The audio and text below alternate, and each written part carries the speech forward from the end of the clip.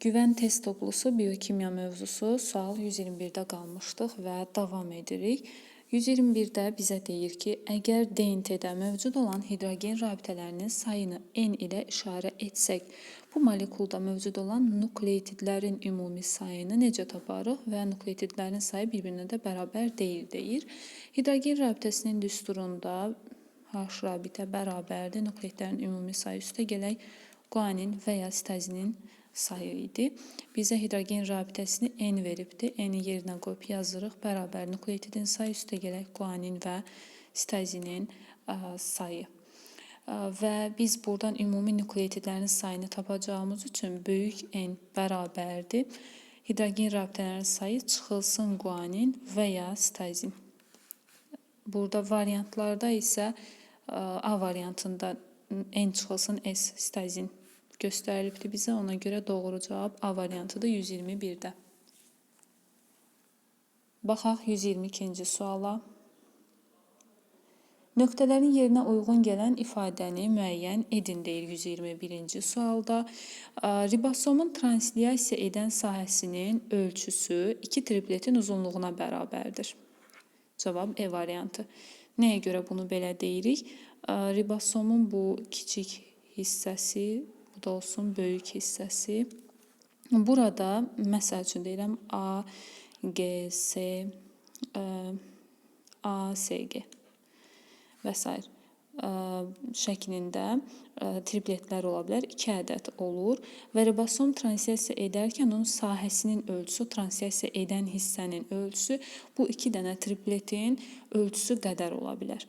Yəni bunu da məsəl üçün yazdım. Yəni burada bu fərqli nukleotidlər yerləşə bilər. Gəldik 123-cü suala baxırıq. 123-də 1 mol qlükozanın tam parçalanmasında neçə kilojol enerji ayrılır və neçə mol ATF sintez olunur deyir. Qlükozanın tam parçalanması zamanı 2008 kilojol enerji ayrılır. Bunun 200 kilojolu qlikoliz mərhələsində, 2600 kilojol isə oksigenli mərhələdə ayrılır. ATF isə 2 kilojol ayrılacaq glikolizdə 2 kilojol deyirəm, 2 mol ayrılacaq glikolizdə, 36 mol isə oksigenli mərhələdə, toplamda tam parçalanmada 38 mol ATF molekulu ayrılar. Bu da D variantına uyğun gəlir. 124-cü sual. Göstərilmiş tənlik hansı prosesə aiddir deyir. Bu fotosintezin qaranlıq mərhələsinə aiddir. 24 hidrogenin keçməsi, C6H12O6-nın alınması. Davam edək 125-ci sualla. Əgər DNT molekulunun tərkibinə 4 deyil, 5 azot əsası daxil olsaydı və genetik kod 3 deyil, 4 nukleotiddən təşkil olunsaydı, onda cəmi neçə genetik kod tetraplet əmələ gələrdi. Deməli, normalda bilirik ki, DNT molekulunda 4 növ nukleotid var. Adeninli, timinli, guaninli və sitazinli. Və həmin o 4 növ 3-3 birləşir. Tripletlər şəklində 64 növ triplet əmələ gəlir, 64 ədəd. Burada isə deyir ki, 4 yox 5 azot əsasından təşkil olunsaydı və onlar 3 yox 4 nukleotiddən təşkil olunsaydı, 4-4 birləşsəydi. Yəni, burada alınardı 625 kod. 4-4 birləşəcəyi üçün də tetraplet deyir. Tripletlər deyirdik biz normalda 3-3 birləşəndə. Buna 3 ədəd nukleotiddən ibarət olduğu üçün 4-4 birləşsəydi tetraplet olardı. 625 cavab C variantı. 126-cı suala baxırıq. DNT-nin bir zəncirində cəmi 120 nukleotid varsa və bu molekulda nukleotidlərin 31-i sitazindirsə, onda DNT-də neçə hidrogen rabitəsi olar? Deməli, 120 nukleotid bir zəncirdədirsə, 2 zəncirdə birlikdə 120-ni vurarıq 2-yə, taparıq ki, 240 nukleotid olar. Çünki DNT 2 zəncirlidir. Və burada hidrogen rabitələrin sayını tapmaq üçün də H rabitə bərabərdir. Nukleotidlərin ümumi sayı 240. Üstə gələk sitazinin və ya guaninin sayı. Bizə də sitazinin molekulda sitazin sayını 31 verildiyi üçün 31 gəlirik üzərinə. Alırıq 271 cavabını. Burada da variant B-dir, düzgün variantımız. 127-ci suala baxırıq. yanlış mülahizəni müəyyən edin deyir su haqqında fikirlərdən. Su üzü maddələrin hidrolizində iştirak edir fikri doğrudur, ona görə götürmürük. Hüceyrənin 70-80%-ni su təşkil edir. Hüceyrədə baş verən kimyəvi reaksiyalar üçün mühitdir, bəli. Hüceyrənin üzvü birləşmələrinə aiddir, yox, qeyri-üzvü birləşmələrinə aiddir. Yanlış cavab D variantıdır. Hüceyrənin həcmini müəyyən edir, bəli.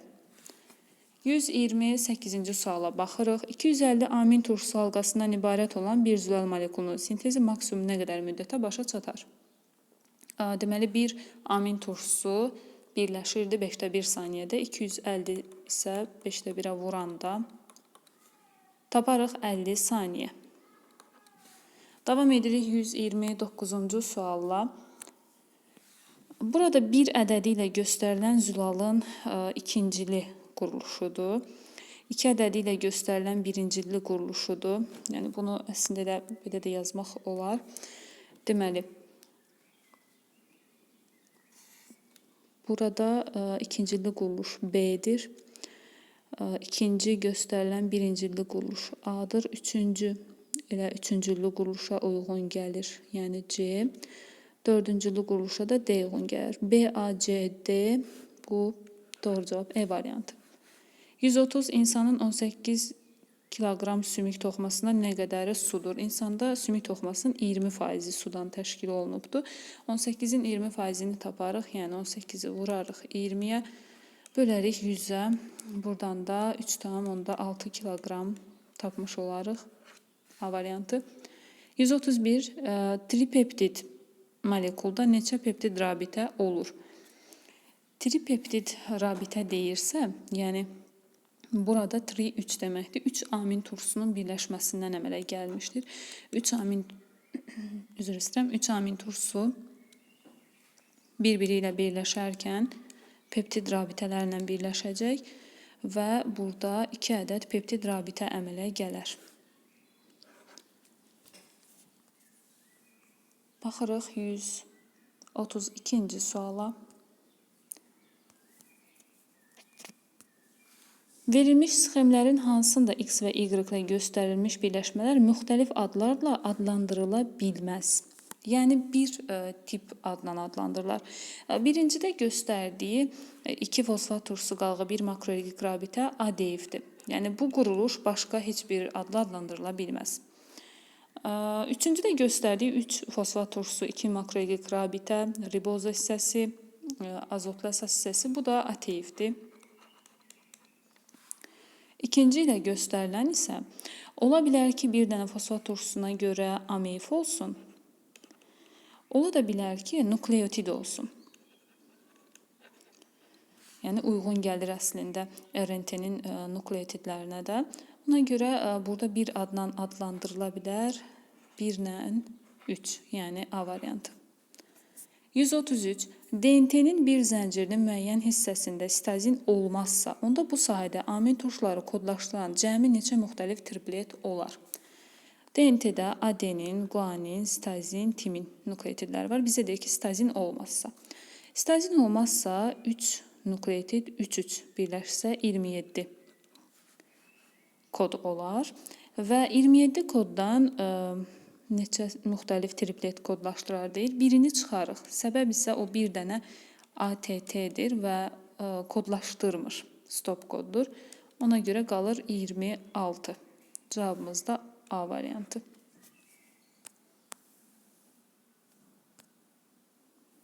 Davam edirik 134-cü sualla.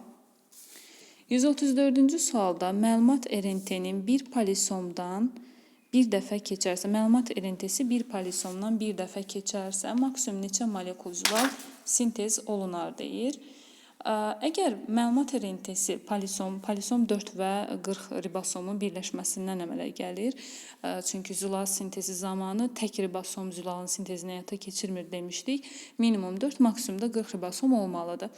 Bir polisomdan bircə dəfə keçirsə məlumat RNT-si və bu neçə molekul zülal sintez olunar? Maksimum miqdarı deyir. Deməli, maksimum miqdardırsa burada 40 ribosom var polisomda və hərəsindən də bir dəfə keçərsə elə hərəsindən bir toplamda 40 zülal sintez olunar. 134-də D variantıdır. 135-də isə bizə deyir ki, bir polisomdan bir dəfə keçərsə məlumat RNT-sinin maksimum neçə növ zülal sintez olunar? Burada maksimum 40 ribosomun 40-dan da keçəcək olsa belə 40 ədəd zülal, yəni neçə molekul zülal, 40 molekul zülal sintez olunsa belə o bir növ olacaq. Çünki məlumat RNT-si növü 1-dir. Ona görə də burada C variantı. Zülalın növ sayı məlumat RNT-sinin növünə uyğun olaraq təyin olunur. Zülalın miqdarı isə neçə ədəd olması isə ribosomun sayına görə təyin olunur. 136-cı suala baxırıq. Transkripsiya və translyasiya proseslərində cəmi 198 molekul su ayrılmışdır. Bu zülalın sintez müddəti maksimum neçə saniyədir? Transkripsiya zamanı 3n çıxılsın 1, translyasiya zamanı n çıxılsın 1 qədər su ayrılır. İndi deyək ki, bunların ikisi cəmi birlikdə 198 molekul su ayrılıb. Hesablayarıq. 4n çıxılsın buradan 2, 198-ə bərabərdir. N-i də tapacaq olsaq 198-in üstə 2 gəlirik, edər 200, 200-ü də 4-ə bölərik 50. 50 amin turşusu edər. 50 amin turşusu da maksimum neçə saniyə dediyinə görə 5-də 1-ə vurarıq. Taparıq buradan 50-ni 5-də 1-ə vuranda 10. 137-ci suala baxırıq. 137 də təxmini bayaqkindən eynidir. Transkripsiya, translyasiya proseslərində cəmi 398 molekul su ayrılmışdır deyir. Bu zülalın uzunluğunu hesablayın. Uzunluğu da 0,37 nanometr veribdir bir halqanın. Yenə 3n çıxılsın 1 üstəgəl n çıx 1 bərabər edəcək 398-ə. Toplam 4n çıxılsın 2 bərabər olacaq 398-ə. Buradan n-i tapacaq olsaq 398-in üstə 2 gəlirik 400, 400-ü 4-ə bölürük, edəcək 100. 100 nə oldu burada? Amin turşusunun sayı. İndi bir amin turşusunun uzunluğu 0,37-dirsə, 100 amin turşusunun uzunluğunu tapmaq üçün 100-ü vurarıq 0,37-yə. Buradan da cavab alarıq 37 nanometr. Bu da B variantı. Davam edirik 138-ci sualla. 138-də plastikos sözünün tərcüməsi nədir deyir. Plastikos yapmaq deməkdir. E variantıdır doğru cavab. Cədvələ əsasən doğru bəndi müəyyən edin. Yəni bu birinci xananın qarşısında 2-də, 3-də verilən fikirlərin hamısı doğru olan, 3-ü də doğru olan. Məsələn, 1-də zülaldır deyir qalaktoza. Xeyr, zülal deyil. Glukoza karbohidratda zülal düzdür. Karbohidrat olduğu fikri. Lipid glikogendir fikri səhvdir. Deməli, bu birinci uyğun gəlmədi. İnsülin zülaldır, bəli, düzdür. İnsülin zülaldır. Riboza karbohidratdır, bəli, monosaxariddir. Yağlar lipiddir, bəli, düzdür. Elə 2 uyğun gəlir. Bunlardan da hər hansı bir dənəni seçməliyik. B variantı uyğun gəldi 139-da. 140-cı suala baxırıq. 140-da Euler-Venn diaqramında X və Y-i müəyyən etməyimizi istəyir. Yəni, hansı ifadələr uyğun gələcək, ona baxaq. Məsələn, X üçün ortaq 1-dən 2-ni deyir.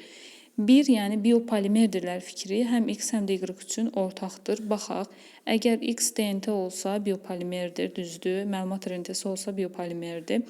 Zülal olsa, yenə Y-da DNT olsa, yenə biopolimerdir. Amma karbohidratlara biopolimer deyə bilmirik. Çünki ola bilər ki, karbohidrat, yəni monosaxarid, disaxarid, polisaxarid, bəlkə monosaxariddir, glukozadan söhbət gedər və ya ribozadan. Bu zaman biz polimerdir deyə bilməyəcəyik. Ona görə C variantı artıq uyğun gəlmir, C variantı. Sonra baxırıq, bu variantlar uyğun gəlir. 2-ni ortaq ifadə olaraq götürüb nukleotidlərdən təşkil olunmuşdur. DNT X olarsa, bəli, nukleotiddən təşkil olunar. Məlumat RNT-si Y olarsa, bəli, o da nukleotiddən təşkil olunub. Zülallar nukleotiddən yox, amin turşusundan təşkil olunub. Əgər X-də zülal qoysaq, zülal olsa, uyğun, ortaq cəhət olmayacaq ki. Ona görə B variantı da getdi, digərləri uyğun gəlir. 3-də irsi məlumatların daşıyıcısıdır deyir. Əgər X-də DNT-ni qoysaq, DNT-yə aid olar irsi məlumatın daşıyıcısıdır, bəli. Yəni, burada A və D variantı uyğun gələcək, Y variantı uyğun gəlməyəcək. Sonra 5-ci fikri də yenə X aid edir. 2 polimer zəncirdən ibarətdir. Bəli, DNT 2 polimer zəncirdən ibarətdir. Y isə 4-ü aid edir. Ribosomun əsas tərkib hissəsini təşkil edir. Ribosom RNT-si. Deməli, cavab D variantıdır. X-də DNT-dir, Y-də ribosom RNT-si. Davam edirik 141-ci sualla.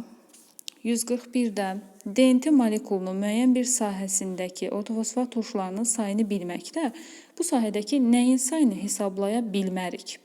Əgər ortofosfat turşusunun sayını biliriksə, nukleotidləri tapa bilərik, karbohidratı taparıq. Karbohidrat nə idi? DNT-də dezoksiribozu, yəni onu da taparıq, azot əsaslarını da taparıq. Amma hidrogen rabitələrini tapa bilmərik. Yəni burada 141-də cavab C variantı. Keçək 142-yə.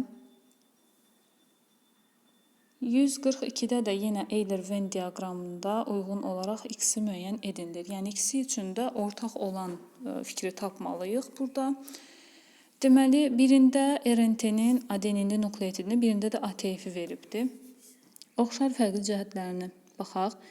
RNT-nin adenini nukleotidi adenin azot əsasından təşkil olunub. Karbohidratı ribozadır. Bir ədəd də ortofosfat turşusundan təşkil olunub. ATF isə azot əsası olaraq təbii ki, biraz əyri çəkdim, amma adenindən təşkil olunub. Karbohidratı riboza. 3 ədəd ortofosfat turşusu qalğından təşkil olunub. İndi ikisi üçün ortaq olan fikri götürmək. Makroeqlik rabitəyə malikdir. ATF hə, amma RNT yox. Karbohidratları ribozadır fikri doğrudur. 1 olan variantları çıxırıq, 2 olmayan variantı da çıxırıq. Adenin azot əsasına malikdir. Hər ikisi adenin azot əsasına malikdir. Bəli, 3 olan variant qalır, 3 olmayan variant çıxılır. Əslində burada variantları çıxdaş edərək D-ni tapdıq. Davam edək yenə. Ribonuklein turşusunun monomerlərindən biridir. ATF, xeyr. 3 ortofosfat turşusu qalğına malikdir. 3 ortofosfat turşusuna ATF aiddir, amma RNT-yə aid deyildir. Bunu da götürməyik. Doğru cavab 2 və 3 oldu ümumi olan. 143-cü suala baxırıq. Eyni növ monomerlərdən təşkil olunmuşdur. Zülalların monomeri amin turşulardır və 20 növ amin turşusundan təşkil olunub, eyni növ yox. DNT-nin monomeri nukleotidlərdir. DNT 4 növ nukleotiddən təşkil olunub. Nəqliyyat RNT-si, ribosom və məlumat RNT-si nukleotidlərdən təşkil olunub. Onlar da 4 növ nukleotiddən təşkil olunduğu üçün eyni növ sayılmır. Nişasta isə karbohidratdır, polisaxariddir və monomeri monosaxaridlərdir. Ona görə də bir eyni növ monomerdən təşkil olunubdur. 144-cü sual. 144-də bizə günün uzunluğunu, yəni zamanı veribdir. 14, T bərabərdir 14. Üzüm maddənin kütləsini M veribdir. Bitkinin fotosintez sahəsi S-i soruşur. M bərabərdir S vurulsun T düsturuna əsasən S bərabərdir M böl T-ni taparıq. Burada da S bərabərdir. M-in yerinə M qoyarıq, T-nin yerinə də 14 qoyarıq. M bölünsün 14 cavabı A variantı. Baxırıq 145-ci suala. DNT molekulundakı adenin azot əsaslarının sayı sitazin azot əsaslarının sayına bərabər deyilsə, düzgün olanları seçin. Deməli, adeninin sayının üstünə guanini gələndə, sonra timin sayının üstünə yenə guanini gəlsək, adeninin üzərinə sitazini, timinin üstünə də yenə sitazin gəlsək, bu 4, bunlar yəni bir-birinə bərabərdir say olaraq. İndi baxaq görək, burada hansı uyğun gəlmir. Məsələn, adenin üstəgələk guanin bərabərdir sitazin üstəgələk timin. Bəli, bu doğrudur. Bunlar bir-birinə çünki dedik axı bərabərdilər. Sonra 2-də sitazin çıxılsın adenin bərabərdir guanin üstəgəl timin. Çıxılsın adenin yox, çıxma yoxdur. Ümumiyyətcə üstəgəlmə olaraq hesablayırıq. 3-cüdə adenin üstəgələk timin bərabərdir sitazin üstəgələk guaninə. Yox, bunlar bərabər deyil. Adenin üstəgələk sitazin bərabərdir timin üstəgələk guaninə. Bu fikir doğrudur.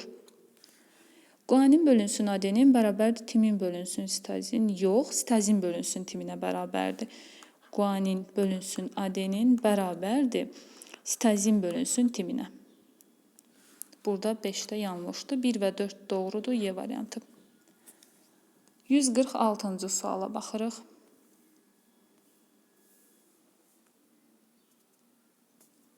146-da nukleotidlərdən 5000 nukleotiddən ibarət olan DNT molekulunda adenin bölünsün guanin bərabərdir 2 bölünsün 3 olarsa, bu DNT molekulunda sitozin nukleotidlərinin sayını tapın deyir.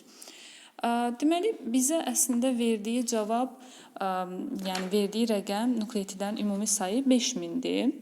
Eni yazırıq 5000. Adenin bölünsün guanin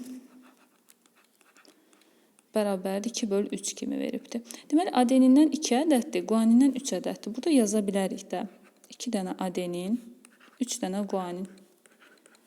Adenin varsa qarşısında timin var. Guaninin qarşısında isə 3 hidrogen rabitə ilə sitozin var. İndi bizdən nə soruşur? Sitozinin sayını soruşur. Deməli, burada 10 dənə nukleotid olanda, məsələn, 1, 2, 3, 4, 5, 6, 7, 8, 9, 10. 10 ədəd nukleotid olanda neçə ədəd sitozin var? 1, 2, 3. Bəs 5000 nukleotid olanda nə qədər sitozin olar? Bunu taparıq. X bərabərdir. 5000-i vurarıq 3-ə, bölərik 10-a. İxtisar gedərik, taparıq buradan 1500. 1500 sitozin. C variantı. Davam edirik 147-ci sualla. Kodlaşdırıcı sahəsi 210 nukleotiddən təşkil olunmuş məlumat rentesi əsasında sintez olunmuş polipeptid zəncir neçə amin turşusundan ibarətdir? Deməli, normalda 3 nukleotid bir amin turşusunu kodlaşdırırsa, 210 nukleotid neçə amin turşusunu kodlaşdırır? X bərabərdir. 210-u 1-ə vurub 3-ə böləndə 70 amin turşusu alarıq. Cavabımız 70. 148-ci suala baxırıq.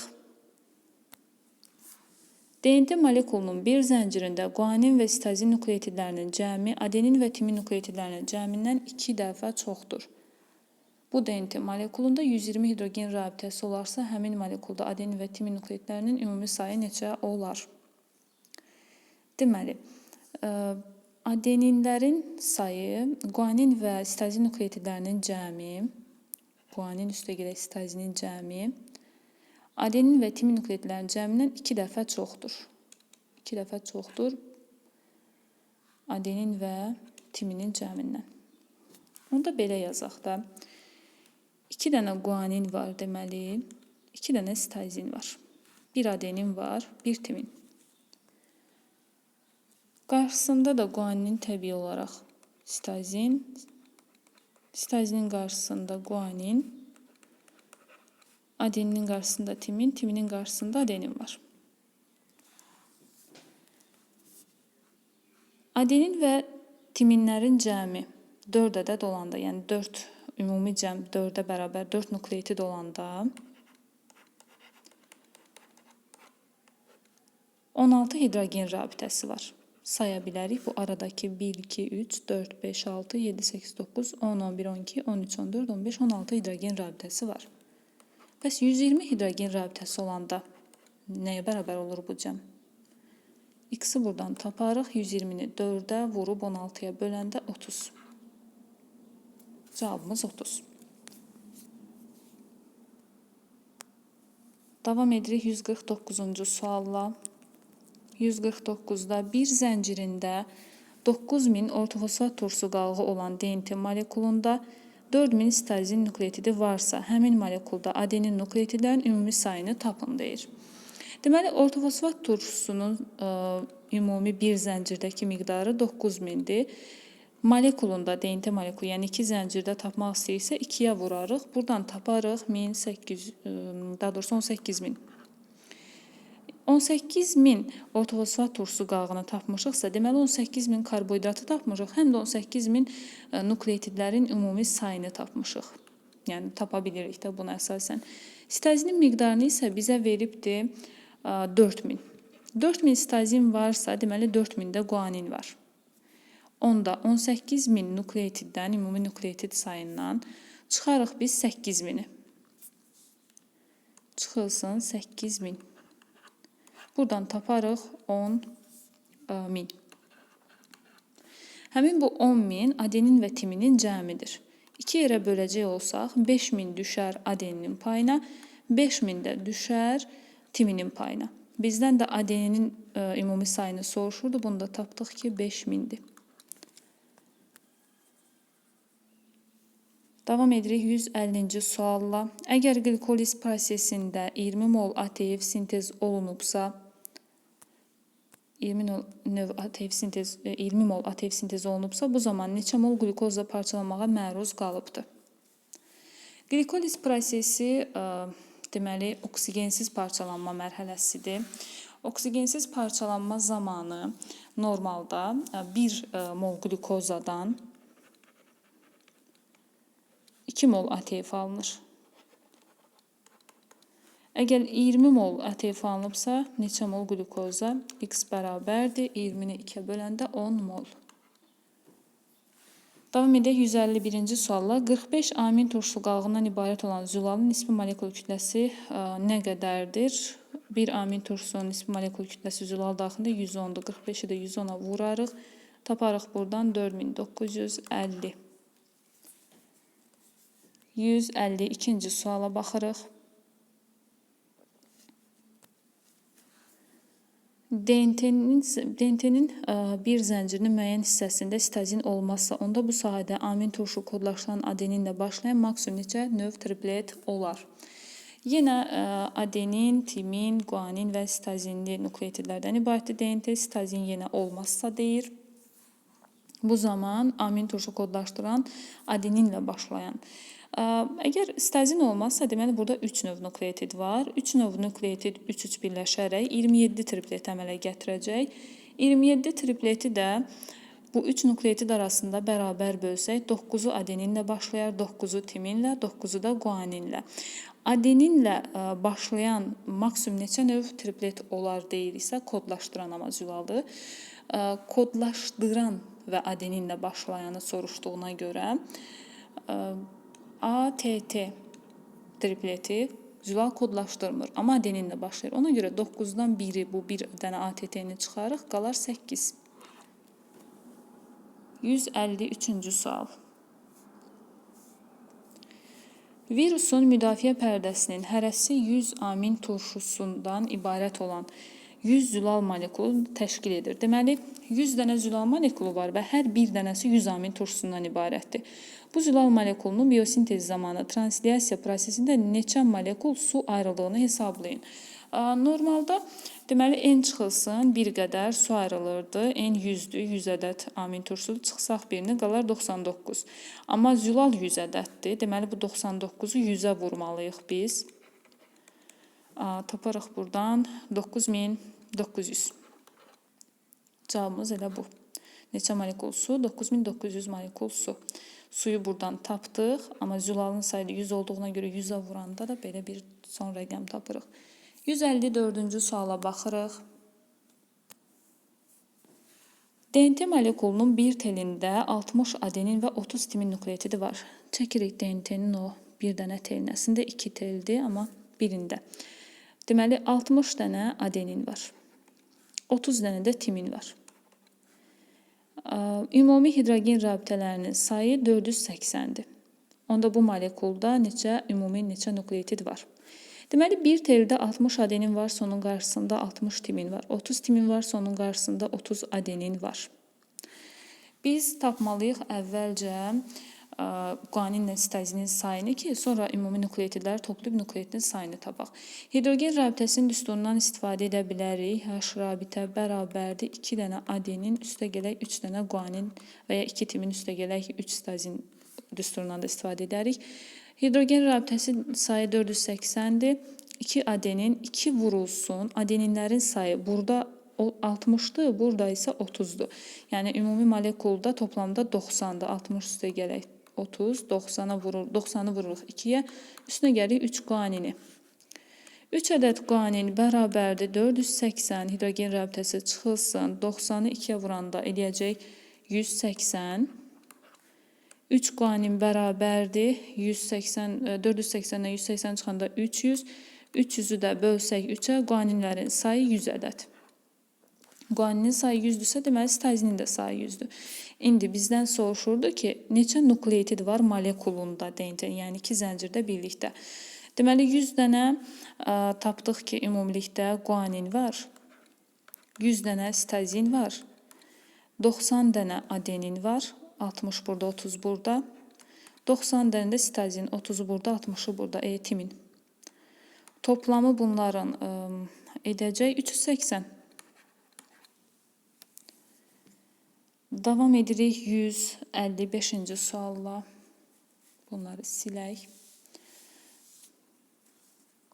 155-də deyir ki, 153 nukleotidin kodlaşdırdığı zülal molekulu minimum neçə saniyəyə sintez olunur? Bir amin turşusu 3 nukleotidlə kodlaşır. 153 nukleotid neçə amin turşusunu kodlaşdırar? 153-ü 3-ə bölərik. Taparıq 51 amin turşusu. Və 1 amin turşusu minimal saniyəni soruşduğuna görə 1 amin turşusu 6-da 1 saniyədə birləşirdisə, 51-i vurarıq 6-da 1-ə, cavabı taparıq 8,5. 56-cı suala baxırıq, 156-cı. 16 mol glukoza glikolizə uğramışdır, yəni oksigensiz parçalanmaya. Bu zaman əmələ gəlmiş süd turşusunun 8-də 1 hissəsi oksigenli parçalanmağa məruz qalmışdırsa, bu proseslərin nəticəsində cəmi neçə mol ATF əmələ gəlmişdir? Deməli, glikoliz prosesində 1 mol glukoza parçalananda 2 mol süd turşusu yaranır. Bizə deyir ki, 16 mol glukoza parçalanıb, onda nə qədər süd turşusu yaranar? X bərabərdir, 16-nı 2-yə vurarıq, 32 süd turşusu. Bunu yaddan çıxartmırıq. Sonra davam edirik. ATF-in də miqdarını tapmalıyıq. Burada 1 mol glukozla parçalananda yenə 2 mol ATF yaranardı. 16 mol glukozada neçə mol ATF? X bərabərdir, yenə 32 mol ATF parçalanıb. Bizə deyir ki, süd turşusunun 8-də 1 hissəsi oksigenli parçalanmaya məruz qalmışdır. Yəni 32-nin 8-də 1-i. 32-ni vurarıq 8-də 1-ə. Taparıq ki, 4 mol süd turşusu oksigenli mərhələyə məruz qalıb. İndi deyir ki, bu proses nəticəsində cəmi neçə mol ATF əmələ gəlmişdir?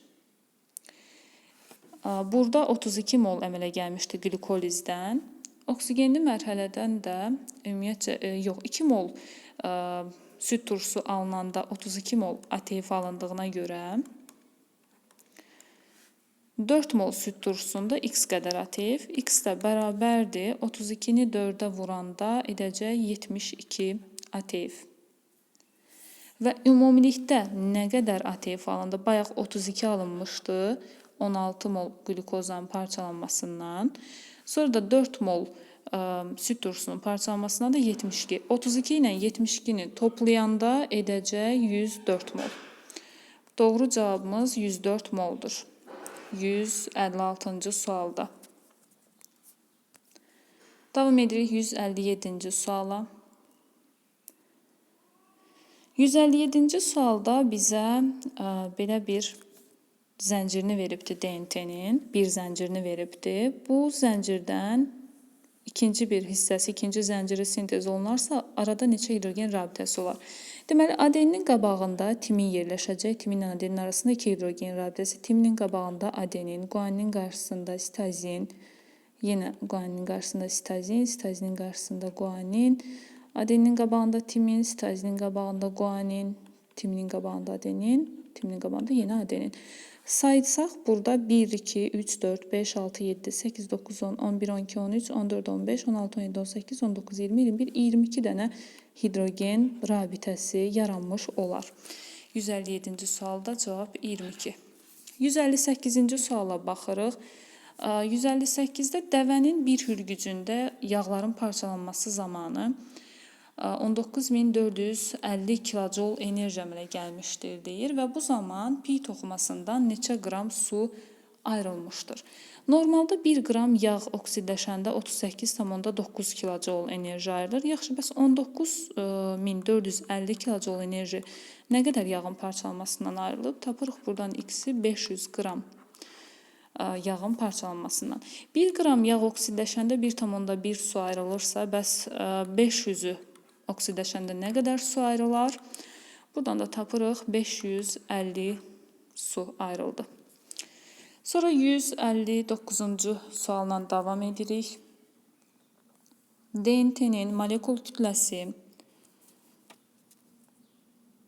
bizə DNT-nin molekul kütləsini verib və molekuldakı nukleidlərin sayını soruşur. Molekul kütləsindən nukleidin sayını soruşduğuna görə bir nukleid 300 atom kütlə vahidinə bərabərdir. Ona görə də biz nukleidlərin sayını tapmalıyıq. Bizə verilib zülalın DNT-nin molekul kütləsi. Bölərik bir nukleidin molekul kütləsinə 300-ə cavab alınacaq 1180 nukleid. 160-cı suala baxırıq. Zülalın biosintezinə maksimum 24,8 saniyə vaxt sərf olmuşdur. Məlumat rentesinin bu zülalı kodlaşdıran hissəsində neçə nukleid olduğunu hesablayın deyir. Bir amin turşusunun birləşməsinə sərf olunan maksimal vaxt 0,2 saniyə, yəni 5də 1 saniyədir. Bəs 24,8 saniyədə neçə amin turşusu birləşər? Buradan taparıq ki, 124 amin turşusu birləşir. Və bizə deyir ki, nə qədər nukleid, neçə nukleiddən ibarət olar? 1 amin turşusu 3 nukleiddirsə, 124 amin turşusu x, 124-ü 3-ə vurarıq, buradan x-i taparıq, 372. Davam edirik 161-ci sualla.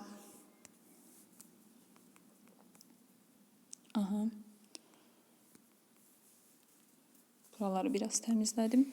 161-ci sual. 18.000 nukleiddən təşkil olmuş DNT molekulunda bütün nukleidlərin 20% adenin payına düşürsə, 20% adenin varsa, deməli burada timinin də faizi 20-dir. Toplamı bunlar edəcək 40%. 4 nukleid adenin, timin, guanin, sitazin birlikdə 100%-dir. 100%-dən biz 40%-i çıxacaq olsaq, yerdə qalır 60%. 60%-ində 30-u guaninin payına düşər. 30% isə sitazinin payına. Bizə də deyir ki, neçə guanin var, neçə faiz yox, neçə ədəd guanin. Əgər ümumi nukleidlərin sayı 18.000-dirsə, yəni 18.000 nukleid 100% təşkil edirsə, 30% guanin nə qədər edər? Burada 18.000-i vurarıq 30-a, bölərik 100-ə. Buradan alınır 5400. Guanin. Davam edək 162-ci suala baxırıq. 162-də deyir ki, yağın parçalanması zamanı 38.009 kilojul enerji ayrılmışdır. Bu zaman neçə qram su əmələ gəlmişdir? 38.009 kilojulu bölərik 38,9-a. Nəyə görə? Çünki 1 qram yağın parçalanmasına 38,9 kilojul enerji ayrılırdı. Buradan taparıq ki, neçə qram yağ parçalanıb? Taparıq 1000 qram yağ. 1 qram yağın parçalanmasından 1,1 su alınırsa, bəs 1000 qram yağın parçalanmasından nə qədər su alınar? X da bərabərdir burada 1100 qram su. Bunu da tapdıq 162-ni. 163-cü suala baxaq. 163-cü sualda bizə veribdir ki, yəni nöqtənin yerini doldurmalıyıq, tamamlamalıyıq. Mətndə buraxılmış hissələri və doğru olanı tapmalıyıq. Fotosintez prosesində az enerjili maddələr olan karbon qazı və sudan yüksək enerjili maddələr qlükoza, yəni burada birinci seçirik 1-i, sonra yüksək enerjili maddələr olan qlükoza deyirsə 3-ü, enerjili maddə qlükoza yaranır. Bu zaman ayrılır, deməli, enerjisi bu maddədə kimyəvi rabitələr şəklində toplanır. Günəş enerjisi bu maddədə kimyəvi rabitələr enerjisi şəklində toplanır. 1, 3 və 2. 164-cü suala baxırıq.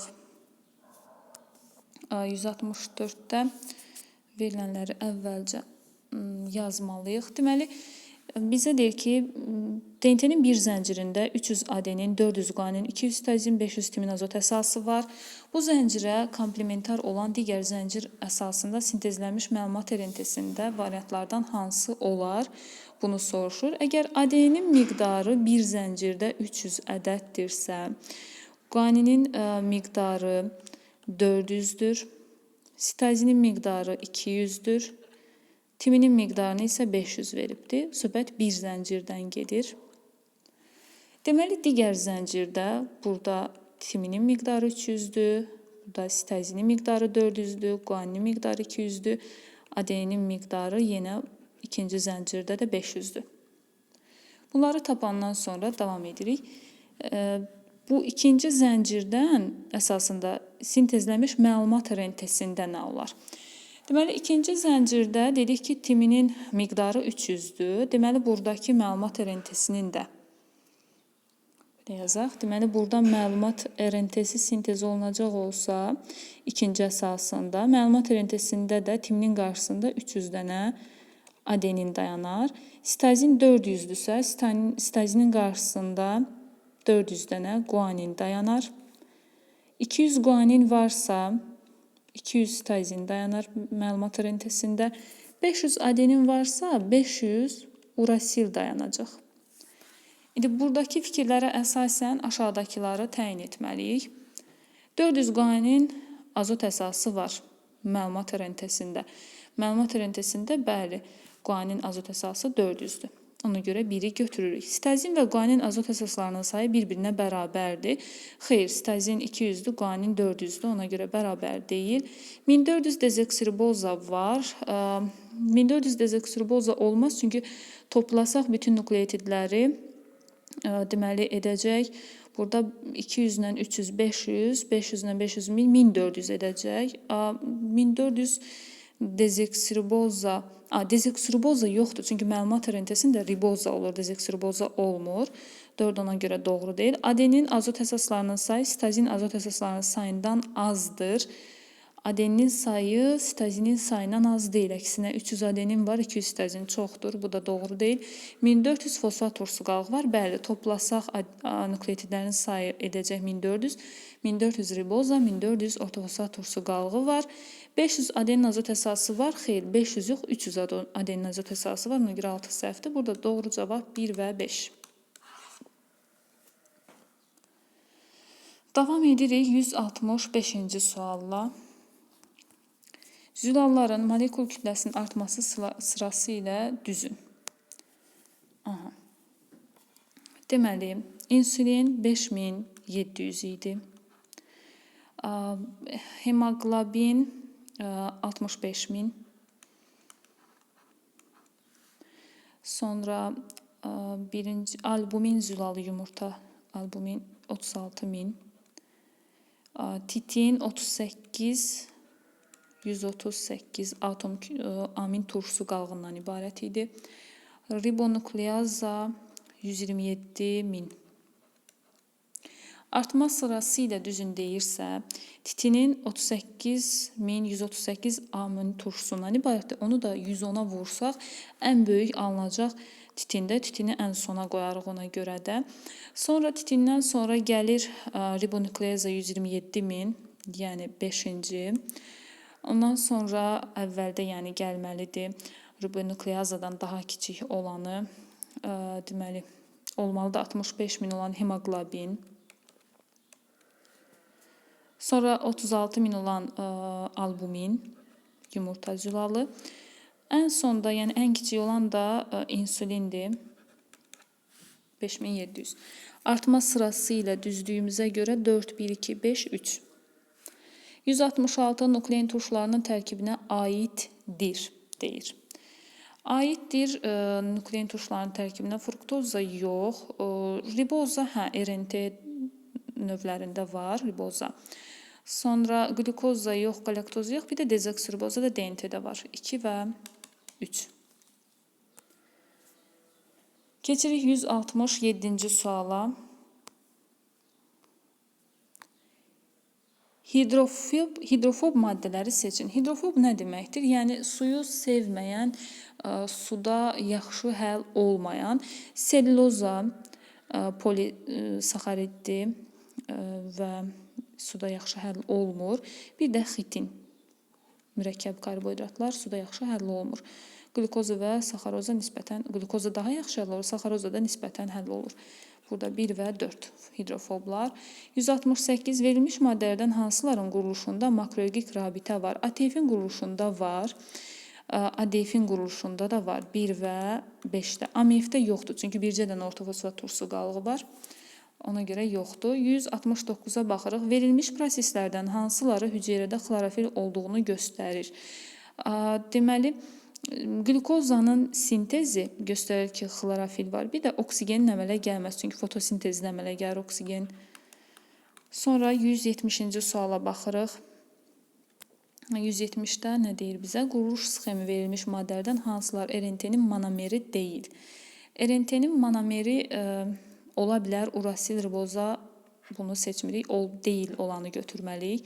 Adenin dezoksiriboza. Dezoksiriboza RNT-də ola bilməz, DNT-də olar. Adenin riboza, bu ATF-in quruluşudur, RNT-nin quruluşu deyil. Bu amin turşusunun quruluşudur.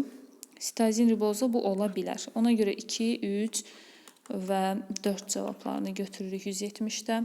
171-ə baxırıq.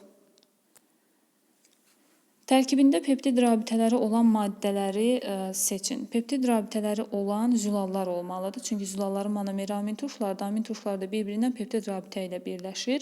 Deməli, hemoqlobin zülal da götürə bilərik. İnsulin zülal da götürə bilərik. Glikogen, karbohidratlı, laktoza, pektin götürə bilmək, titini götürə bilərik. 172 ilə davam edirik. Monomerlərə parçalana bilməz deyir. Monomerlərə parçalanmaz, albumin zülalı parçalanar amin turşularına, glükoza parçalanmaz özü monomerdir, riboza da monomerdir, parçalanmaz, glikogen də parçalanar. 2 və 3-dür burada. 173. Doğru mülahizələri seçin. Bütün amin turşuları zülalların tərkibinə daxildir. Xeyr, 150-dən çox amin turşusu var, amma o sadəcə 20 növü zülal əmələ gətirir. Nuklein turşuları polimerdir. Bəli, polimerdir nuklein turşuları. DNT və RNT polimerdir, nukleotidlərdən təşkil olunub. Yağlar lipiddir. Bəli, bütün yağlar lipiddir. Fermentlər karbohidrat deyil. Polisaxaridlər polimerdir. Bəli. Zülallar hormondur. Xeyr. Burada 2, 3 və 5. 174-cü sual. Heterotrof yolla qidalanan orqanizmlərdə enerji mübadiləsinin ikinci mərhələsində əmələ gəlmir. İkinci mərhələsi, yəni birinci mərhələ hazırlıqdır, ikinci mərhələ glikolizdir. Glikoliz.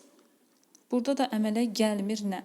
Glikolizin tənliyini də yazaraq baxa bilərik. Enerji əmələ gəlir, su əmələ gəlir 2 mol, ATF əmələ gəlir 2 mol, glukoza əmələ gəlməz, glukoza parçalanır. Bir də karbon qazı əmələ gəlmir 2 və 5. 75-ci suala baxırıq. Fotosintez prosesi ilə bağlı doğru ifadələri seçin. Sərbəst oksigen işıq mərhələsində əmələ gəlir. Doğru ifadələri seçin. Sərbəst oksigen işıq mərhələsində bəli əmələ gəlir. Suyun parçalanması qaranlıq mərhələdə baş verir. Bu doğru ifadə deyil. Qaranlıq mərhələnin getməsi üçün işığın olması vacib deyil. Bu doğrudur. Yalnız xloroplastlara malik hüceyrələrdə baş verir. Xeyr, xloroplastda olmayan orqanizmlərdə də fotosintez gedə bilir. İşıq mərhələsində qaranların membranlarının müxtəlif tərəflərində hidrogen protonları və elektronlar toplanır. Bəli, bu da düzdür. 1, 3 və 5.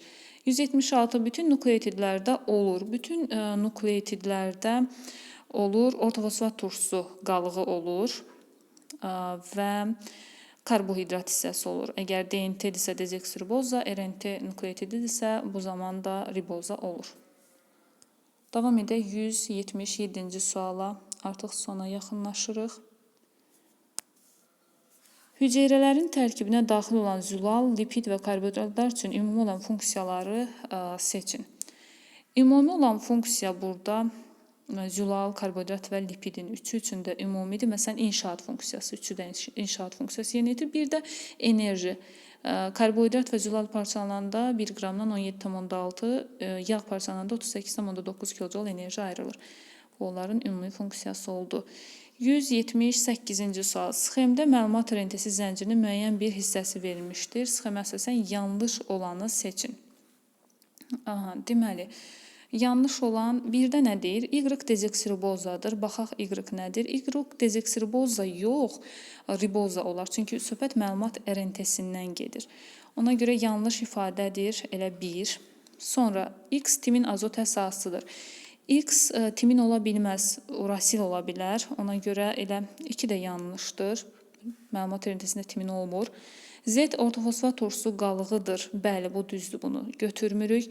Y ribosomdur, ribozadır. Bəli, riboza ola bilər. X karbohidratdır.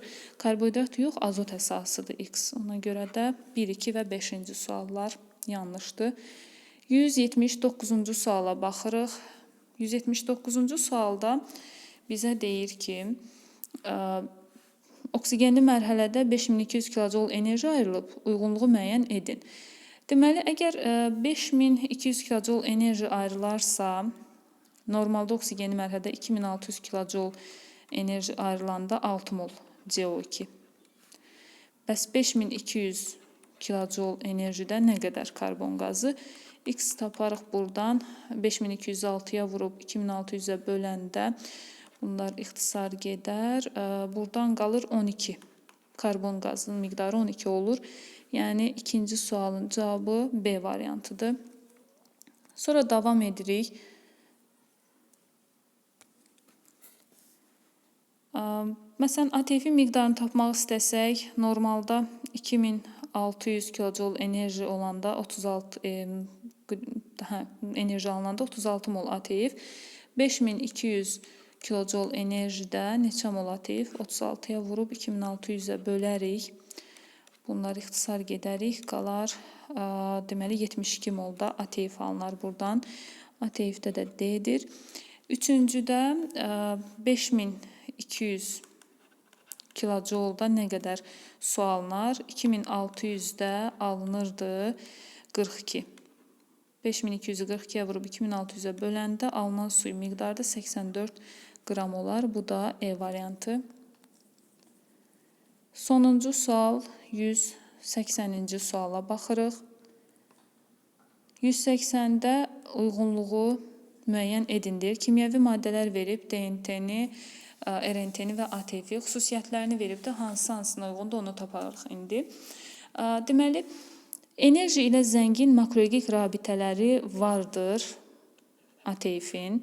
Bir polinukleotid zəncirdən ibarətdir RNT.